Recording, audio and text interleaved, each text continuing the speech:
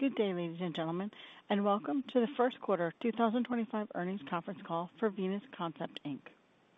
At this time, all participants have been placed in a listen-only mode. Please note that this conference call is being recorded and that the recording will be available on the company's website for replay. Before we begin, I'd like to remind everyone that our remarks and responses to your questions today may contain forward-looking statements that are based on the current expectations of management and involve inherent risks and uncertainties that could cause actual results to differ materially from those indicated, including those identified in the Risk Factors section of our most recent annual report on Form 10-K filed with the Securities and Exchange Commission. Such factors may be updated from time to time in our filings with the SEC, which are available on our website. We undertake no obligation to publicly update or revise our forward-looking statements as a result of new information, future events, or otherwise. This call will also include references to certain financial measures that are not calculated in accordance with generally accepted accounting principles, or GAAP. We generally refer to these as non-GAAP financial measures. Reconciliations of those non-GAAP financial measures to the most comparable measures calculated and presented in accordance with GAAP are available in our earnings press release issued today on the Investor Relations portion of our website. I would now like to turn the call over to Mr. Rajiv De Silva, Chief Executive Officer of Venus Concept. Please go ahead, sir. Thank you, Operator, and welcome everyone to Venus Concept's first quarter 2025 earnings conference call. I'm joined on the call today by our Chief Financial Officer, Domenic Della Penna. Let me start with an agenda of what we will cover during our prepared remarks. I will begin with a brief review of our first quarter results and operating developments in the recent months. Following that, Domenic will provide you with an in-depth review of our first quarter financial results, as well as an update on our balance sheet and financial condition. Then, we will open the call for your questions. With that agenda in mind, let's get started. As detailed in our press release issued today, our first quarter revenue results came in modestly softer than expected due to delays in the timing of new system sales expected in late March, driven by current market conditions. Some of these sales were consummated in early April.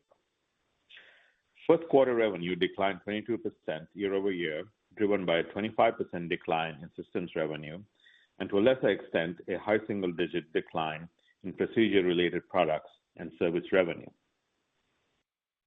Our team delivered solid execution despite the continued challenging environment. The global capital equipment environment continues to present a level of uncertainty as to the timing and pace of new system adoption in both the U.S. and international markets across the aesthetic sector as a whole. Customer financing pressures, economic uncertainty, higher interest rates, tighter credit markets, and uncertainty related to proposed tariffs continue to impact customer system adoption throughout our business. Despite the more challenged operating environment, the team continues to focus on our strategic priority to transition the company to higher quality cash revenues. Cash system sales in the U.S. represented 80% of total U.S. system sales in the first quarter, compared to 75% last year. We continue to believe that our efforts to reposition the business to prioritize cash system sales is the right strategy to enhance the company's long-term profitability profile. While the overall time to close deals continues to impact our quarter-to-quarter systems sales results, we are encouraged by the team's continued focus on customer engagement and support, as well as prioritizing core products in the U.S., including BlissMax, WizardPro, and VivaMD, to improve sales efficiency. Our international results in the first quarter also reflect the impact of disrupted distributor ordering patterns due to the hesitancy on the part of our distributor partners, given the uncertainty related to increased global macro headwinds and trade concerns. While we expect continued fluctuation in ordering patterns from our distribution partners in key international markets, we are encouraged by the early evidence that our efforts to evolve our OUS commercial strategy to enhance future growth and profitability are on the right track. Our priority now is to ensure that we are as well positioned as possible to return to growth when the overall global capital equipment environment improves. We're actively working on evolving our portfolio and look forward to announcing our next body device in the second half of 2025. We're managing our cash burn through disciplined cost management and making targeted investments to support our long-term growth. We believe that the increase of GLP-1 usage by consumers is an exciting catalyst for the industry and a chance for Venus to highlight the complementary benefits of our body technology, specifically skin tightening, to our customers that are on weight loss medications. We enhanced our balance sheet condition in March by converting $11 million of Madryn debt to equity. And in April, we secured a new bridge loan amendment from Madryn and 2 equity capital transactions, which together represent further validation from existing and new investors of the potential value creation opportunity that Venus offers. With that, let me turn the call over to Dominic for a review of our first quarter financial results and balance sheet. Dominic? Thanks, Rajiv. For the avoidance of doubt, unless otherwise noted, my prepared remarks will focus on the company's reported results for the first quarter of 2025 on a GAAP basis, and all growth-related items are on a year-over-year basis. We reported total revenue of $13.6 million, down $3.8 million, or 22% year-over-year. As Rajiv mentioned earlier, our revenue results were softer than expected given the timing of system deals closing in the U.S. and distributor ordering patterns. We were encouraged to see some of the deals that were expected to close in late March close in early April. Distributor hesitancy towards placing orders remains a potential headwind given the heightened level of global macro and trade uncertainty in recent months.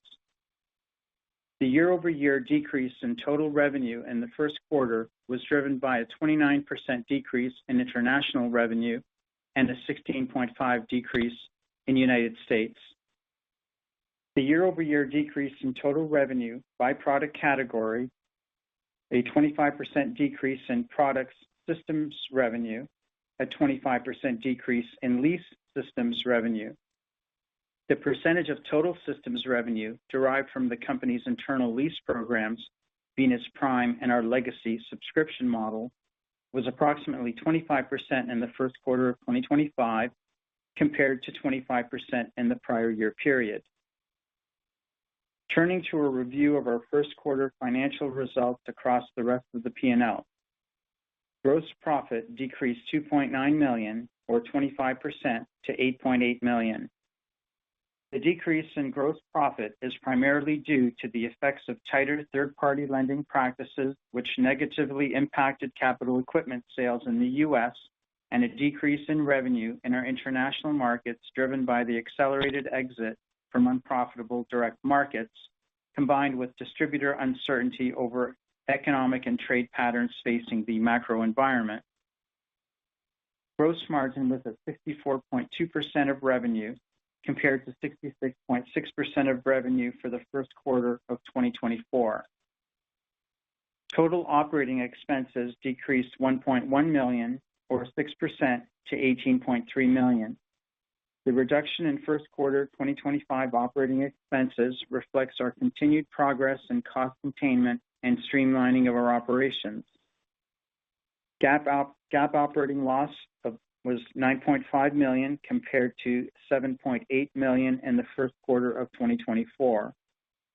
Net interest and other expenses were $2.5 million compared to $2 million in the first quarter of 2024.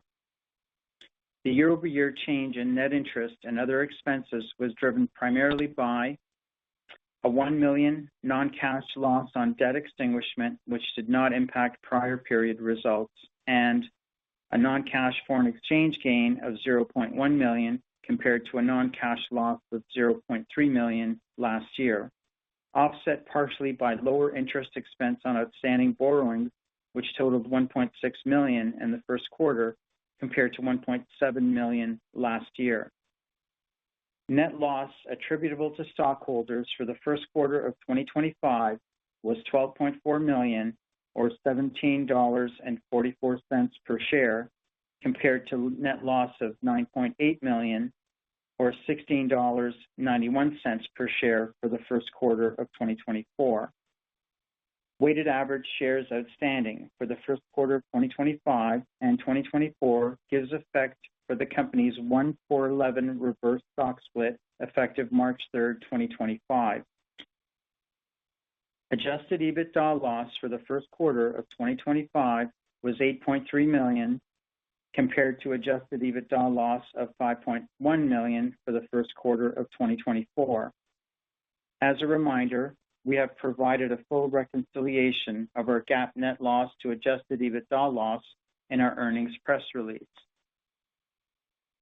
Turning to the balance sheet, as of March 31st, 2025, the company had cash and cash equivalents of $3.2 million and total debt obligations of approximately $35.5 million, compared to $4.3 million and total debt obligations of approximately $39.7 million, respectively, as of December 31st, 2024.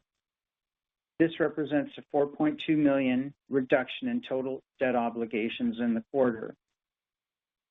As Rajiv mentioned previously, we announced a new bridge loan amendment with our primary lender, Madryn Asset Management, which increased our financing capacity by $10 million.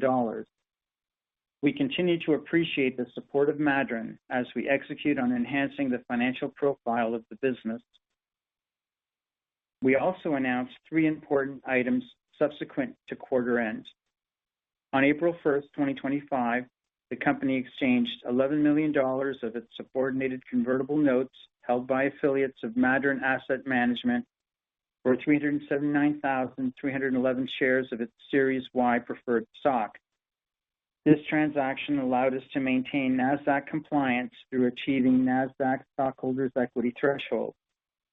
On April 10th and 14th, the company announced registered direct offerings priced at the market for the sale of a combined 715,273 shares of common stock for combined proceeds of $2.7 million gross, before deducting placement agent fees and other offering expenses.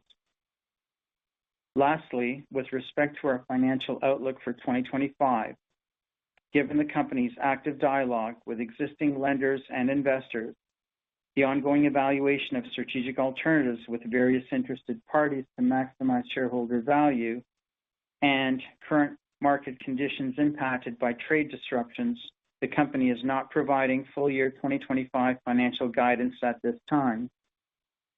The company does expect to see sequential revenue growth in the second quarter. With that, I'll turn the call over to the operator to open the call for your questions. Operator? Thank you. If you'd like to ask a question, please signal by pressing star 1 on your telephone keypad. If you're using a speakerphone, please make sure your mute function is turned off to allow your signal to reach our equipment. Our first question comes from the line of Thomas McGovern with Maxim Group. Please proceed with your question. Hey guys, thank you for taking my question. So first thing I wanted to talk about, you mentioned it on the call several times as it relates to the international business, but just curious to have a better understanding as to how you expect recently enacted and proposed tariffs to impact your business as we move throughout 2025. Thanks. Dominic, do you want to take that and I'll add to it? Sure, I can take that. As you know, our business is primarily on the energy-based side.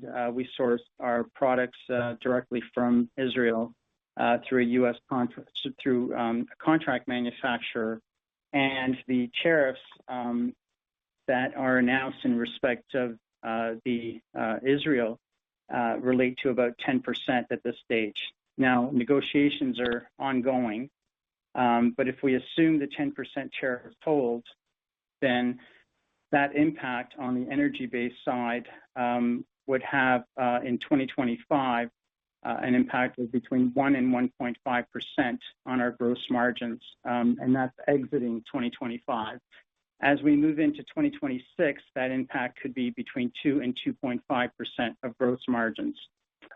Now, when we include our robotics business, which represents between 20 and 25% of our business, the impact is somewhat similar. It would be in the sort of 1 to 2% range in 2025 in the second half, and in 2026 it would be somewhere in the 2 to 2.5% range as well. So when you sort of dissect the business, 3/4 of the business is sort of sourced from products from Israel, and 1/4 of that relates to products that are manufactured through the robotics side in the U.S., but there are component parts that come from Europe in relation to the robotics side of the business. So in both counts, the tariffs we expect are in the 10% range, but could be lower depending on how the negotiations pan out with both Israel and the EU. So overall, it would have a slight marginal impact on margins, and that is without any mitigation efforts on our part, right? So we have the opportunities to try to recover some of that margin hit, but assuming there is no pricing recovery, that would be the maximum extent of the impact. Overall, Thomas, the actual impact of the tariffs on us is going to be very modest and likely manageable through pricing. I think the disruptions we're talking about is the fact that generally there's overall economic uncertainty around the world because of the uncertainty of the tariffs, which is causing our distributors to be more hesitant in terms of their purchasing patterns, right? So it's not a direct impact, it's an indirect impact. Understood. No, that makes a lot of sense. You mentioned also that there were, several contracts or several sales that you expected to close at the end of the first quarter that were pushed into the second quarter. Were these mostly related to U.S. sales, or were you seeing some distributor orders that maybe you expected in the first quarter that have been pushed into 2Q? It's a combination of the two, and again, it's generally tied to this this issue of hesitancy in light of economic conditions, right? And which is relevant to our U.S. customers as well as our international distributors. People have the need for these devices, but are being more cautious. And oftentimes, a lot of our sales happen very much towards the very end of the quarter, literally on the last couple of days. And sometimes when these deal negotiations extend, it just extends beyond the end of the quarter, right? Which is the phenomenon that we saw at the end of the first quarter. Yeah, Thomas, the lending practices are much more difficult. The protocols that the lenders are taking in terms of validating credit, et cetera, just take a lot longer. So it's tougher to get some of these deals closed, and we experienced not only on the distributor side, but in the U.S. that was our direct business, and even in Australia we had deals that almost made it through in Q1, but closed shortly after Q1 ended. So it's impacting all markets. Understood. I appreciate the color there. And last thing for me, just you mentioned it briefly on the call, but obviously still planning to launch this next gen body contouring device. Just curious if you've given us an update on that, on the timeline, if that remains on track for some time, early second half of 25, and then just maybe talk high level on kind of, your initial expectations for traction and how you plan to ramp adoption of the next gen contouring device in the back half of the year. Thanks. Sure. On your first part of your question, yes, we do expect the same timing that we've talked about before, which is a approval and launch sometime in the early part of the second half of the year. The regulatory process is underway, and as of now, there's no reason to believe that the timing should extend. We have not yet really talked publicly about all aspects of the products. I'm not going to go into many details, other than to say that this is a device that has been developed based on a lot of customer feedback on some of our best-selling devices that are already on the market. So we do expect meaningful market uptake when we do have it available. There's already a lot of customer excitement about it. And we expect to make more public commentary about it when the product is approved. Understood. I appreciate you taking the time to answer all my questions. Great. Thank you. Thanks, Thomas. Thank you. We are currently showing no additional participants in the queue. That does conclude our conference for today. Thank you for your participation. Great. Thank you. Thank you.